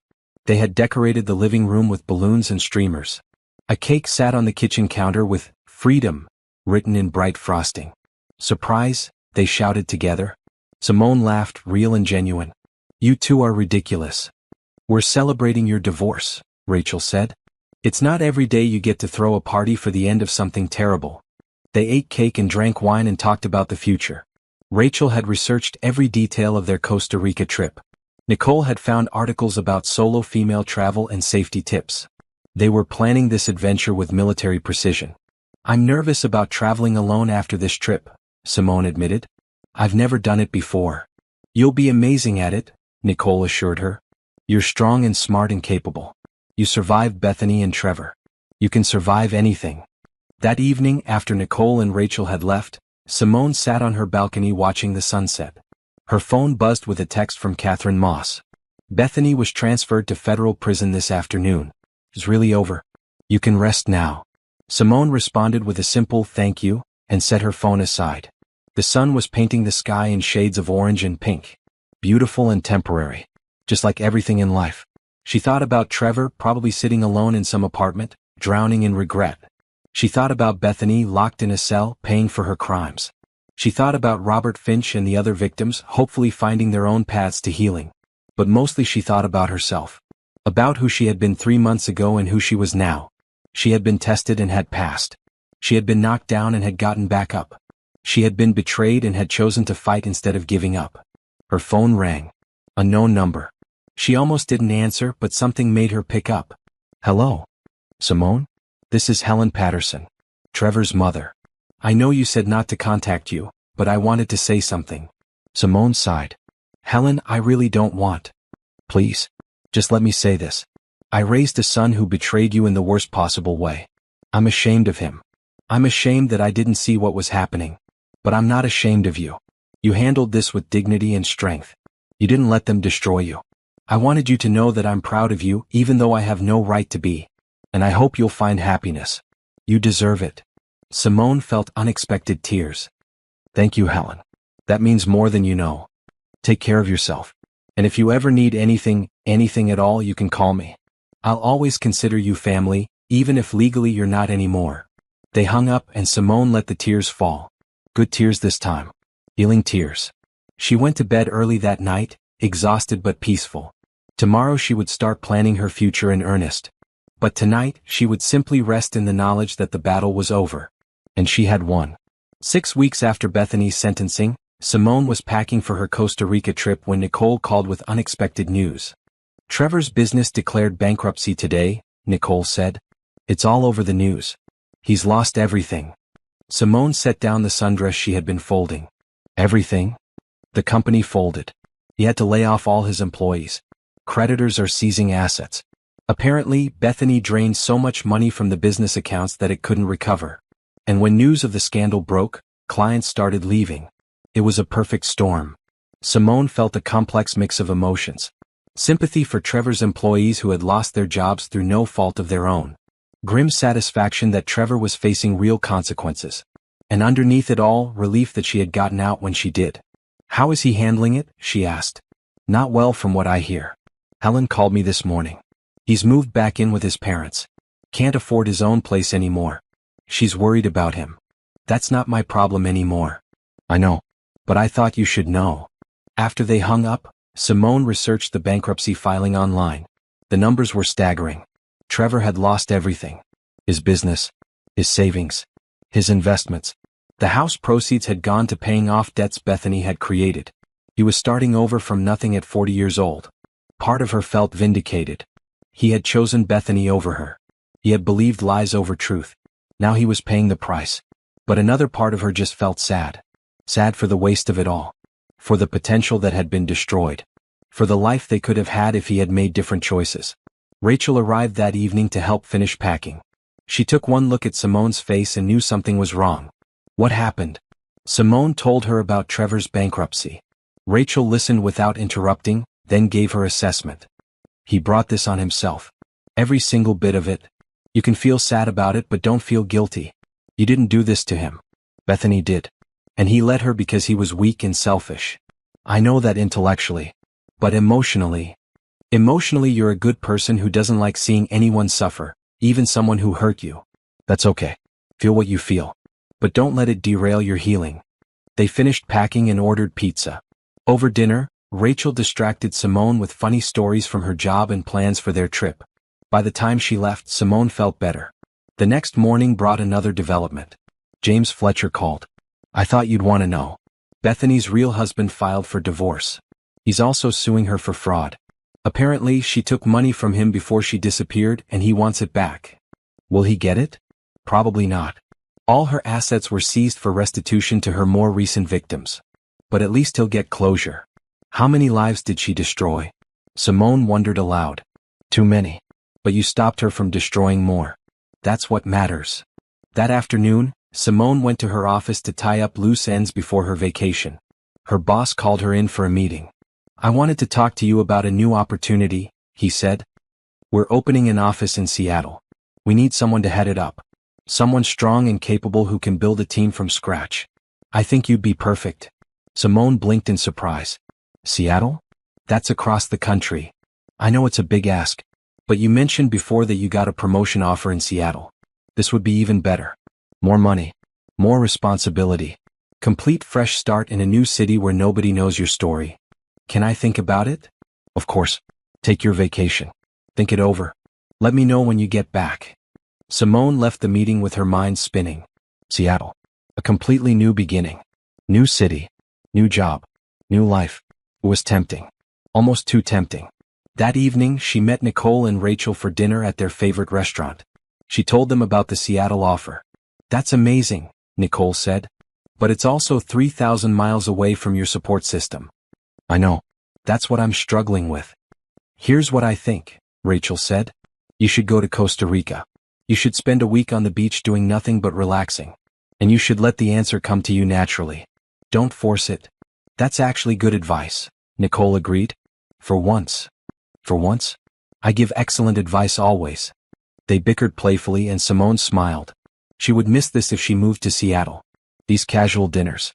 These easy friendships. This support system that had carried her through the worst months of her life. But maybe that was the point. Maybe she had healed enough that she did not need constant support anymore. Maybe she was strong enough to stand completely on her own. The weekend before her trip, Simone ran into one of Trevor's former business partners at the grocery store. The man looked uncomfortable when he saw her. "Simone. Hi. How are you?" "I'm well. How are things with you?" "Complicated. We're all scrambling to find new positions. Trevor's bankruptcy affected a lot of people." He paused. "For what it's worth, I'm sorry. We all knew he was having an affair, but we thought it was just a midlife crisis thing. We had no idea about Bethany or what she was doing." "You knew about the affair and said nothing?" He had the grace to look ashamed. "We thought it would blow over. That he'd come to his senses. We were wrong. I'm sorry." Simone nodded slowly. "Thank you for telling me." She left the store feeling betrayed all over again. Trevor's colleagues had known and had stayed silent. How many other people had known and said nothing?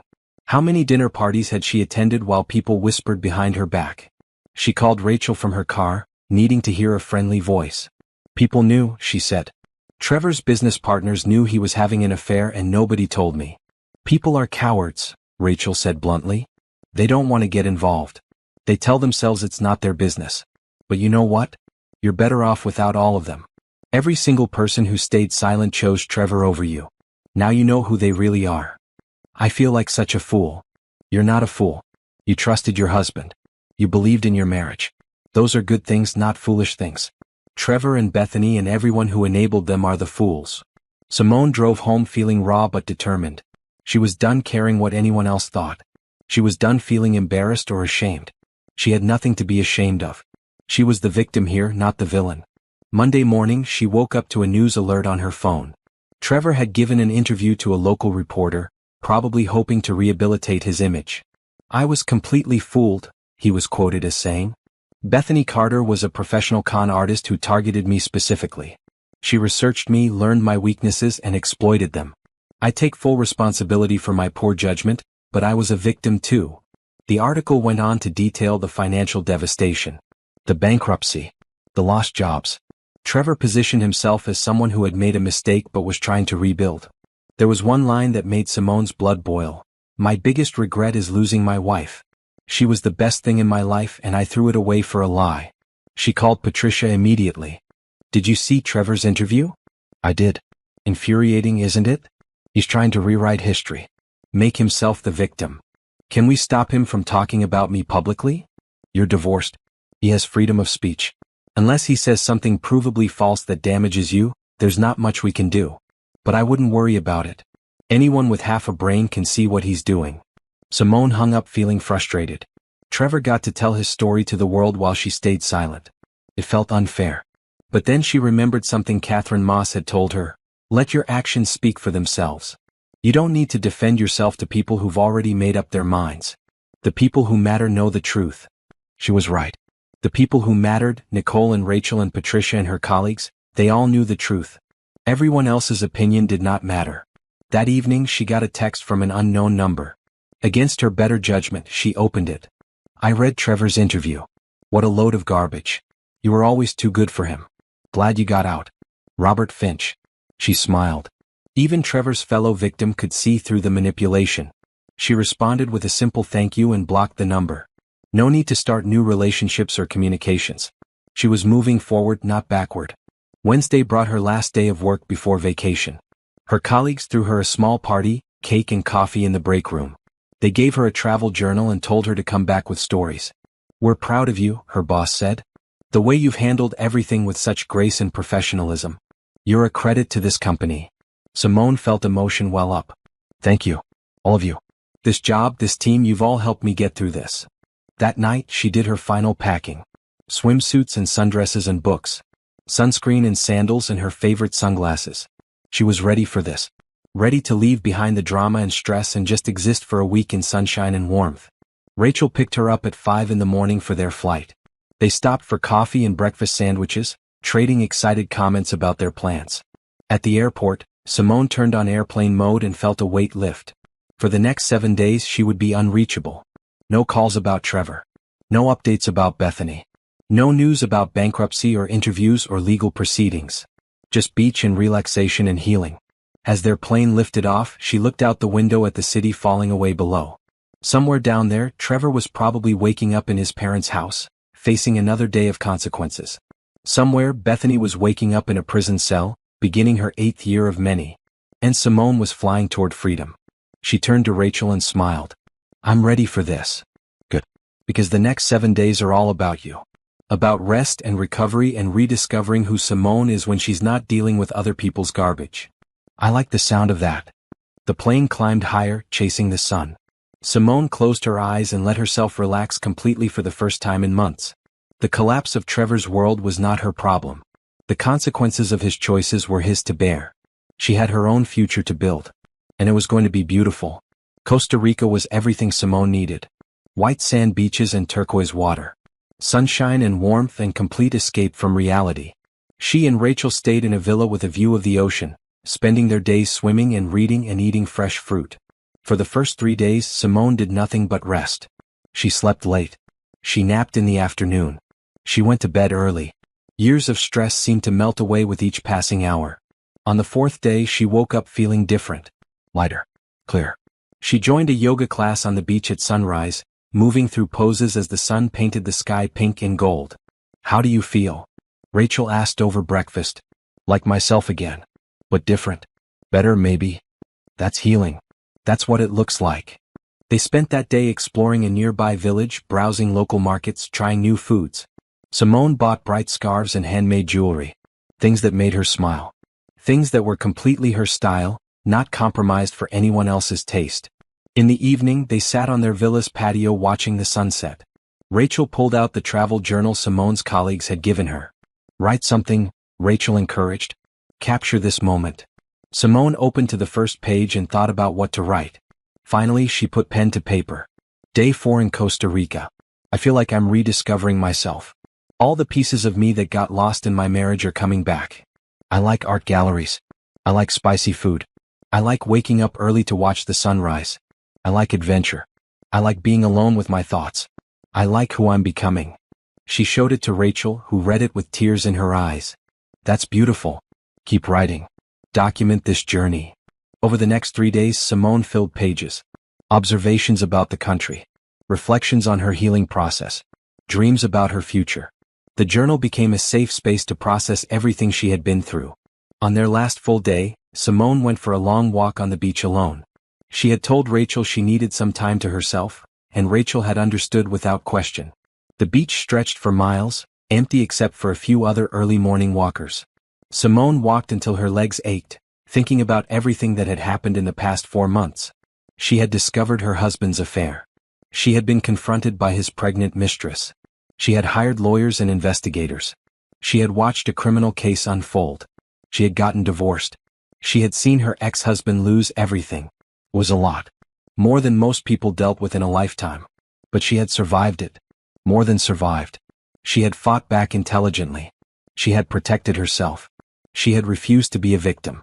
And now she stood on a beach in Costa Rica, completely free to build whatever life she wanted. The Seattle job offer came to mind. More money. More responsibility. Complete fresh start. It was tempting. But was it right? She thought about Nicole and Rachel. About her support system. About the life she had built in her current city. Did she want to leave all that behind? Then again, maybe leaving was exactly what she needed. A clean break. New surroundings. New challenges. A place where nobody knew her story or her history. Where she could just be Simone, not the woman who was betrayed. She sat on the sand and watched the waves roll in. The answer would come. She just had to be patient. That evening, she and Rachel had a farewell dinner at a beachfront restaurant. They toasted to friendship and healing and new beginnings. "I'm going to miss you when you move to Seattle," Rachel said. Simone blinked. "I haven't decided to take that job yet." "Yes, you have. I can see it in your eyes. You're ready for a completely new start. And you should take it. You'll be amazing. But I'll be leaving you and Nicole. We'll visit. You'll visit. And you'll make new friends and build a new life. That's not abandoning us. That's growing." Simone felt tears prick her eyes. "When did you get so wise?" "I've always been this wise. You're just finally listening." They flew home the next day, tanned and rested and renewed. Nicole picked them up from the airport, immediately commenting on how different Simone looked. "You're glowing. Costa Rica was good for you." It really was. That week, Simone made her decision. She called her boss and accepted the Seattle position. The move would happen in 6 weeks. She would spend that time training her replacement, packing up her apartment, and saying goodbye to the city that had been her home for a decade. Nicole cried when Simone told her, "I'm happy for you, but I'm going to miss you so much." "I'm going to miss you too." But Rachel's right. This isn't goodbye. It's just a new chapter. The next 6 weeks were a whirlwind. Simone threw herself into work, documenting processes and training the person who would take over her role. She sorted through her belongings, donating anything that reminded her of Trevor or her old life. She wanted to arrive in Seattle with only things that made her happy. Patricia took her to lunch to celebrate the new job. "I'm proud of you," the lawyer said. "You took a terrible situation and turned it into an opportunity for growth. That takes real strength. I had good guidance. Thank you for everything you did. You did the hard part. I just helped facilitate." 2 weeks before the move, Simone ran into Helen Patterson at a coffee shop. Trevor's mother looked surprised to see her but approached with cautious hope. "Simone, you look wonderful." "Thank you. How are you, Helen?" "Managing. Trevor he's trying to rebuild. He got a job with a small consulting firm. Nothing like what he had before, but it's honest work." Helen paused. "He asks about you sometimes. Wonders if you're okay. Tell him I'm more than okay. Tell him I'm happy." Helen's eyes filled with tears. "I will. And I'm glad. You deserve happiness." They parted amicably and Simone felt closure. She bore Helen no ill will. Trevor's mother had always been kind to her. The sins of the son were not the mother's fault. 1 week before the move, Simone, Nicole and Rachel had a farewell dinner. They chose the same restaurant where they had celebrated Simone's divorce, coming full circle. To Simone, Nicole toasted. Who faced betrayal and chose strength. Who was knocked down and got back up. Who's about to start the adventure of a lifetime. To new beginnings, Rachel added. And to friendships that survive any distance. To you too, Simone said, her voice thick with emotion. For loving me through the worst time of my life. For believing in me when I didn't believe in myself. I couldn't have done this without you. They cried and laughed and made plans for visits. Rachel would come to Seattle in the fall. Nicole would come for Christmas. Simone would come back for birthdays and holidays. Distance would not break their bond. Moving day arrived cold and gray. Professional movers loaded Simone's belongings into a truck bound for Seattle. She took one last walk through her empty apartment, remembering the day she had moved in. She had been broken then. Defeated. Lost. Now she was whole. Strong. Found. She locked the door for the last time and drove to the airport. Her flight left at noon.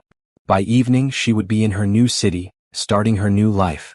As the plane took off she looked out the window one more time. The city where she had married Trevor. Where she had been betrayed. Where she had fought back and won. It was all behind her now.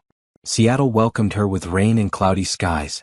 Her new apartment was in a modern building downtown, floor-to-ceiling windows overlooking the water. It was bigger than her last place. More expensive. But she could afford it now with her new salary. She spent the first week getting settled. Unpacking boxes. Buying furniture. Learning her new neighborhood. The office was sleek and professional, her team eager to work with her. The challenge was exactly what she needed. On her first Saturday in Seattle, she woke early and decided to explore. She walked through Pike Place Market, watching vendors sell fresh fish and flowers. She rode the ferry to Bainbridge Island. She hiked through Discovery Park, breathing in the scent of pine trees and salt water. She felt alive. More alive than she had felt in years. Maybe ever. That evening, she video called Nicole and Rachel, showing them her new apartment and the view. "It's beautiful," Nicole breathed. "You deserve all of this." "I'm so proud of you," Rachel added. "Look at what you've built. Look at who you've become." After they hung up, Simone sat on her balcony watching the sun set over the water. She thought about Trevor, probably still struggling to rebuild his life and career. She thought about Bethany, locked in prison for years to come. She felt no satisfaction in their suffering. Just quiet relief that they were no longer her problem. She opened her travel journal and wrote, "Week 1 in Seattle. I'm starting over completely. New city. New job. New apartment. New life. Everything is uncertain and a little scary. But it's also exciting. I get to decide who I want to be here. No past to live down. No reputation to repair. Just me and my future. And I'm ready for it." She closed the journal and smiled. Ready was exactly the right word. For the first time in her adult life, she was completely alone. No husband. No roommate. No family nearby. Just herself. And she loved it. 6 months after moving to Seattle, Simone sat in her office reviewing quarterly reports when her assistant knocked on the door. "There's someone here to see you. He doesn't have an appointment, but he says it's important. His name is Daniel Cooper." Simone didn't recognize the name. "Did he say what it's about?" "He's a photographer. Said he's working on a project about women who've overcome adversity. He read about your story online and wanted to talk to you." Simone's first instinct was to say no. She had worked hard to leave that story behind. But curiosity won out. "Give me 5 minutes, then send him in." She used the time to Google Daniel Cooper. Award-winning photographer. His work had been featured in major magazines. His current project was documenting women who had faced major life challenges and rebuilt themselves stronger. When he walked in, Simone was struck by his genuine smile and kind eyes.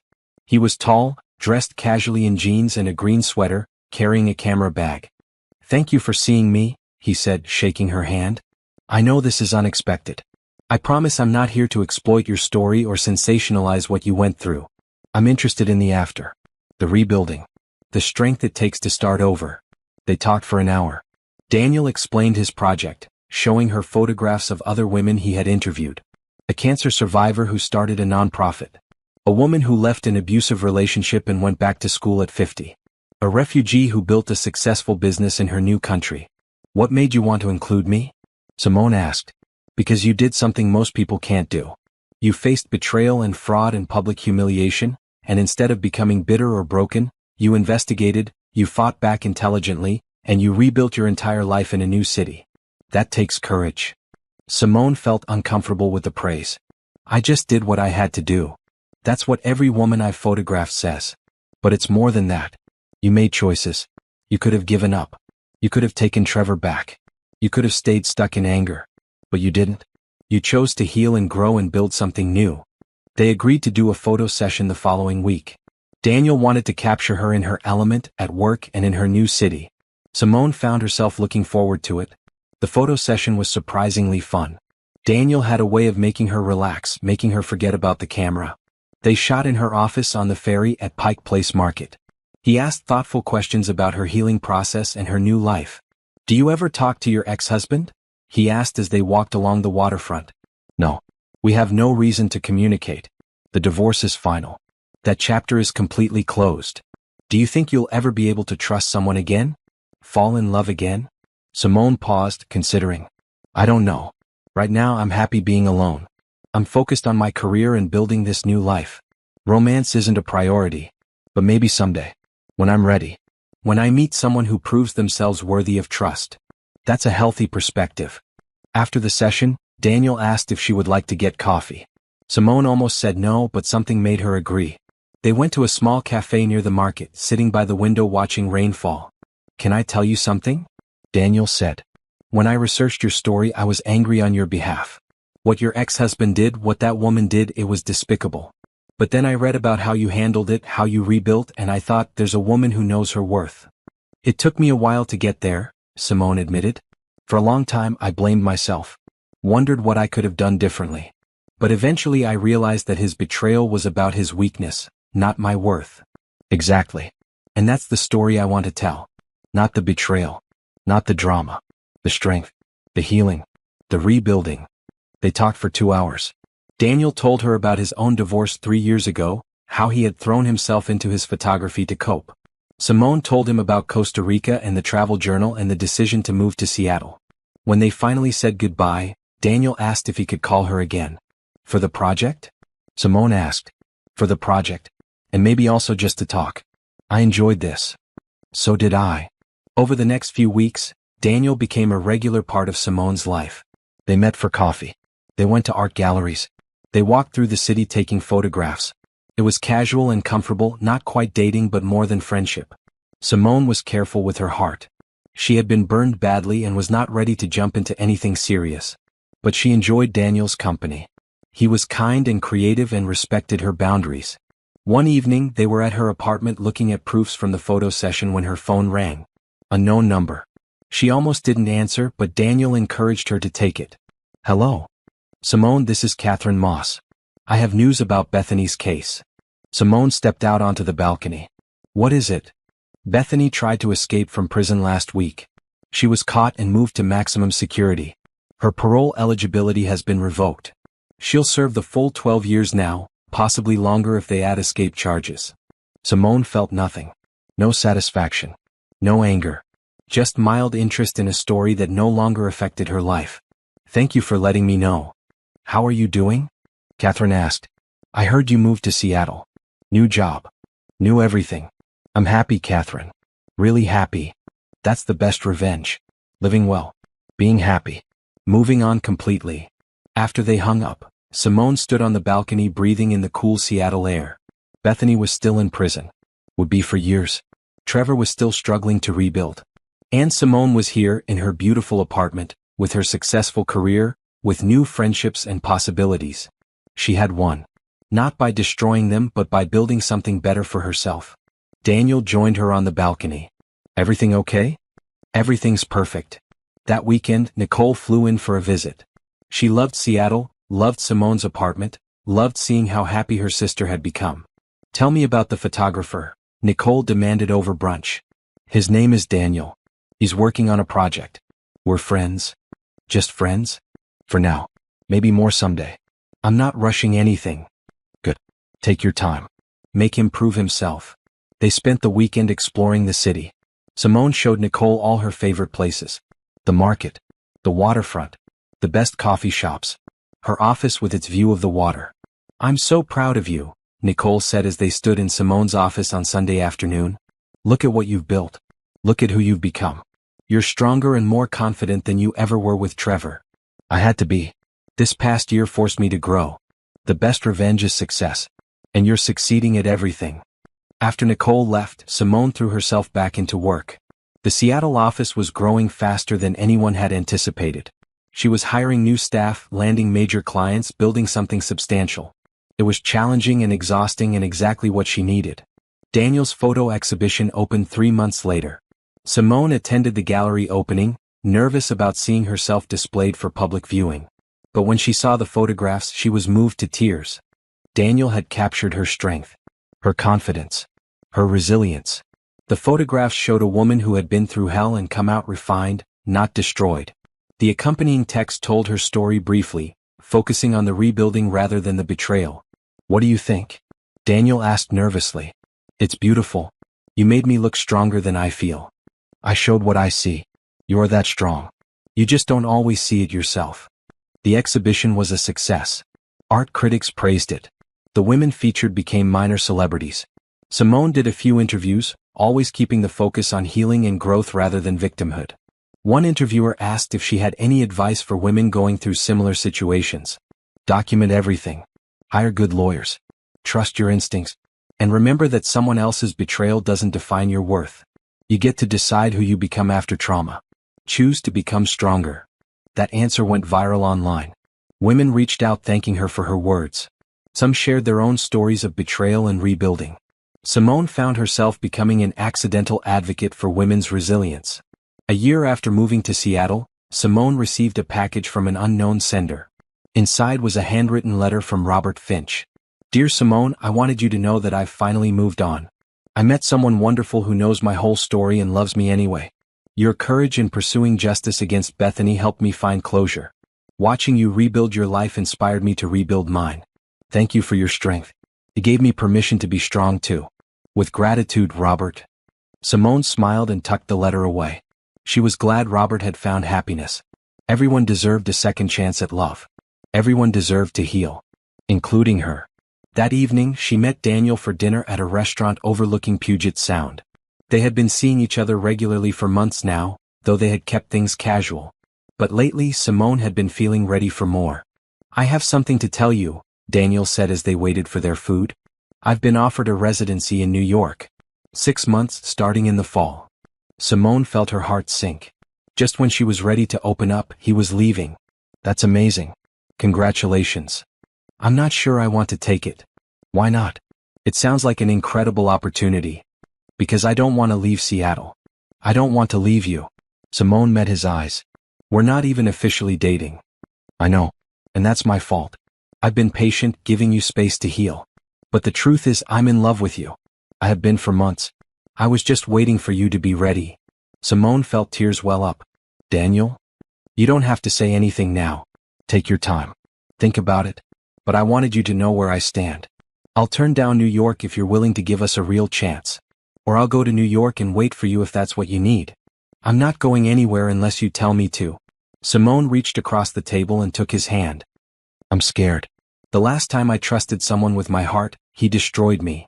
I know. And I'm not asking you to rush.